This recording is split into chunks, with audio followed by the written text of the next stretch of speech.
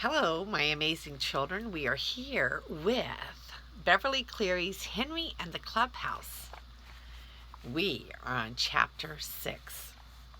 Henry writes a letter. Naturally, as soon as Ramona learned the secret words, she recited them every chance she got, and soon they were all over the neighborhood. They were all over Glenwood School, too. Everywhere Henry went, he heard fadadas and boopums and bahs. He began to wish he had never heard the silly thing. Quite a few mothers felt this way, too, and asked their children please to stop saying that thing. But the whole school went right on saying fadada, fadada, fadada. And all because of Ramona. Yes, Henry decided something was going to have to be done about Ramona. But what he did not know. "Say, Mom," Henry said one evening, "how can I keep Ramona from being such an awful pest all the time?" "Just don't pay any attention to her," answered Mrs. Huggins. "But, Mom," protested Henry, "you don't know Ramona." Mrs. Huggins laughed. "Yes, I do. She is just a lively little girl who gets into mischief sometimes. Ignore her, and she will stop bothering you. She only wants attention." Henry could not help feeling that his mother did not understand the situation. He had ignored Ramona. That was the whole trouble. He was not paying any attention to her, so he had found himself locked in the clubhouse. This was not a little mischief. This was a horrible thing for her to do. "Surely you are smarter than a 5-year-old, remarked Mrs. Huggins jokingly. Henry did not have an answer for his father, who, after all, was safe in his office all day and did not know what a nuisance Ramona could be. Next, Henry consulted Beezus. "Ramona sure causes me a lot of trouble on my route," he remarked one afternoon. "Isn't there some way to get her to stop pestering me?" Beezus sighed. "I know. I've told Mother, and Mother has told her to behave herself, but you know how Ramona is. She never listens." "I know," Henry said gloomily. Ramona was a real problem. When Mrs. Quimby persuaded her to stop doing one annoying thing, Ramona promptly thought of something entirely new but equally annoying.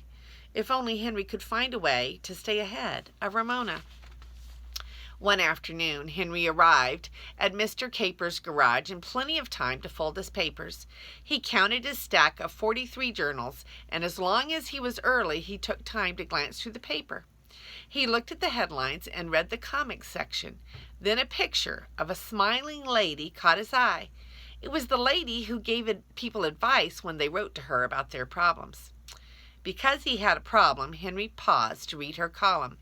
A girl who signed her letter flat broke said that her father did not give her a big enough allowance. Her father did not understand that she needed more money for school lunches, bus fare, and other things. What should she do about it? The smiling lady told her to talk it over with her father and explain to him exactly what her expenses were. The smiling lady was sure he would understand. Henry thought this over. Maybe he should write to the lady about Ramona. He could write, "I have a problem. A girl in my neighborhood has a little sister who pesters me on my paper route. How can I get her to stop?" Then he would sign the letter, "Disgusted." Henry tried to think how the lady would answer his letter. "Dear Disgusted," she would say. But what would she say next? Probably she would tell him to talk his problem over with Ramona's mother and everything would be all right. Oh, no, it wouldn't, thought Henry, just as if he had really read an answer to a letter he had really written. Ramona's mother knew all about his problem and had not been able to solve it. As Beezus said, Ramona never listened very well. Henry began to fold his papers. There must be somebody Ramona would listen to. And then a picture in an advertisement gave Henry an idea. Santa Claus. Ramona might listen to Santa Claus. Henry grinned to himself. He would really fix Ramona if he waited until Christmas and climbed up on the Quimby's roof and yelled down the chimney in a deep bass voice, "Ho, ho, ho! Ramona Geraldine Quimby, you stop pestering Henry Huggins on his paper route, or I won't leave you any presents. Ho, ho, ho!" "Ho, ho, ho," said Henry out loud to see how much like Santa Claus he could sound. Just then Mr. Caper came out of the back door. Who do Who do you think you are, Santa Claus? he asked. No, sir. Embarrassed, Henry went on folding papers. Still, Henry was pleased with this picture of Ramona ho-ho-hoing down the chimney of himself ho-ho-hoing down the chimney at Ramona. But unfortunately, there was just one thing wrong with it. Boys were not allowed to go climbing around on their neighbors' roofs on Christmas Eve or any other time. And anyway, Ramona might not even listen to Santa Claus. Henry would not be at all surprised. Henry was zigzagging down the street on his bicycle, throwing papers to the right and to the left, when he saw Beezus and Ramona hurrying along the sidewalk. Ramona was wearing a mustache cut from brown paper and stuck to her upper lip with Scotch tape. Henry recognized this as another attempt to copy one of Sheriff Bud's disguises. "Hi, Beezus," he said. Ramona pulled at Beezus's hand. "Come on," she said. "Come on, or we'll be late." "I can't understand it," remarked Beezus. "She can't even tell time, but she always knows when it's time for the Sheriff Bud program." "Like Ribsy," said Henry. "He can't tell time either, but he always knows when it's time to meet me after school." He pedaled on down the street, and then suddenly a thought struck him. Sheriff Bud. If there was anyone Ramona would listen to, it was Sheriff Bud. Henry was so excited by this inspiration that he threw a paper on the wrong porch and had to go back and get it. Of course she would listen to Sheriff Bud, but how could Henry get Sheriff Bud to tell Ramona to stop pestering him on his paper route? Write him a letter. That's what he would do. Sheriff Bud was always waving around handfuls of letters and wishing listeners happy birthdays and hoping they would get over the measles or something. He was always pretending he could see people in the television audience too. Henry had never heard him tell a listener to stop pestering someone, but there was no reason why he couldn't. It would be worth trying anyway. As soon as Henry finished his route, he went home and turned on the television set. There was Sheriff Bud in his 10-gallon hat. This time he was wearing a false nose. He held a microphone in one hand and between commercials was interviewing a row of children who had microphones hung around their necks. All the children said hello to many, many friends out in television land. Henry thought it was a silly program, although he still sometimes watched the cartoons that were shown between the endless commercials. Ordinarily, when Henry wrote a letter, he used the typewriter because it was more fun than pen and ink. But today he was in too much of a hurry to hunt around and poke all those keys. He found a piece of paper and a pen, and after his address and date began, "Dear Sheriff." That looked peculiar, so he added another F. "Dear Sheriff." Still looked peculiar, so he consulted the dictionary. Then Henry tore up his letter and started over. "Dear Sheriff Bud," he wrote in his best handwriting, "I need your help. There is this girl who pesters me on my paper route. She always watches your program, so could you please tell her to stop pestering me? Her name is Ramona Geraldine Quimby. Thank you." Then he signed his name, addressed an envelope to Sheriff Bud in care of the television station, found a stamp, and went out to mail the letter. As soon as the mailbox clanked shut, Henry knew his scheme would not work.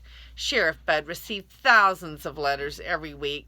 He was always talking about the thousands of letters he received. He waved great handfuls of them around. Why would he pay any attention to one letter, and a pretty smudgy one at that? But doubtful as he was, Henry somehow hung on to the faint hope that Sheriff Bud might really read his letter and help him out. The letter would be delivered the next day, but he might not have time to read it before the program went on the air. Maybe the day after. 2 days later, Henry rang the Quimby's doorbell about the time Sheriff Bud program was starting. "Hello, Beezus," he said when his friend opened the door. "I was wondering, how about a game of checkers before I start my route?" Beezus looked surprised. She and Henry used to play checkers often, but since he had become a paper carrier and spent so much time working on the Clubhouse, he had not found time to play with her. "Why? Yes, come on in."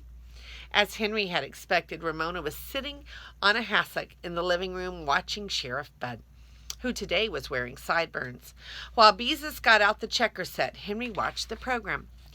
"And I want all of you little folks out in TV land to do something for old Sheriff Bud." The sheriff was saying, "I want you to tell Mother right now right this very minute to put crispy potato chips, the potato chips positively guaranteed never to bend, on her shopping list. Yes, sirree, this very minute. His smile filled the whole screen. "Mother," called Ramona, "Sheriff Bud says—" "I don't care what Sheriff Bud says," answered Mrs. Quimby from the kitchen. She sounded very cross. "I can make out my grocery list without that man's help." Beezus set up the checkerboard on the coffee table, and kneeling, she and Henry began to play. For once, Ramona did not bother them, but Henry found it difficult to think about the game and try to follow Sheriff Bud at the same time. They both stopped playing whenever a cartoon came on, but Beezus had no trouble beating him twice in succession. Once, when the sheriff waved a sheaf of letters, Henry's hopes rose. But Sheriff Bud only wished a lot of people happy birthday and told how many people had written in to say they liked Nutsies, the candy bar, chock full of energy. Henry wished he had said in his letter that both he and Ramona ate Nutsies all the time, and crispy potato chips too.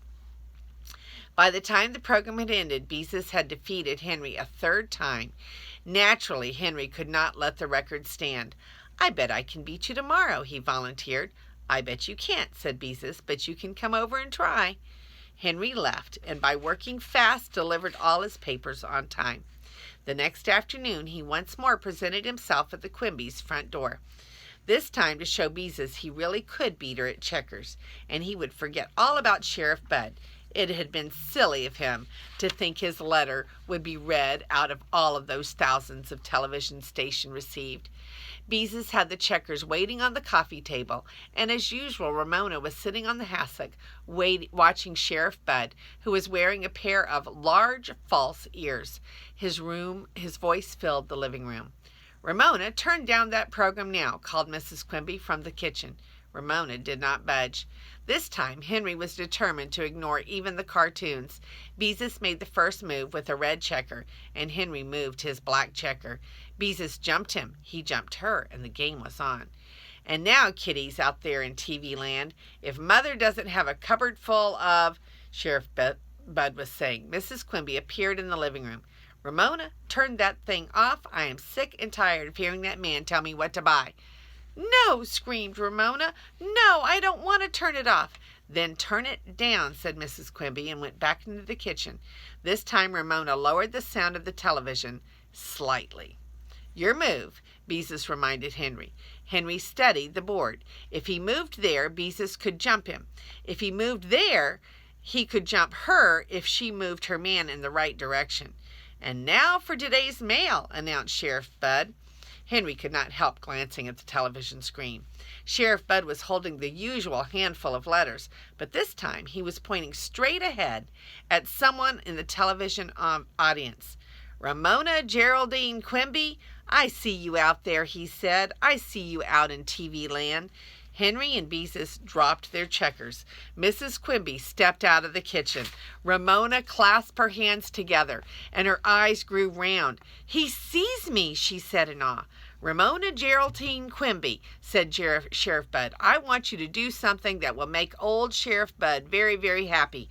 "Whatever it is, I'm going to buy it," Mrs. Quimby sounded indignant. "I'm not going to buy it," said Mrs. Quimby, sounding indignant. Ramona leaned forward, her eyes wide and her mouth open.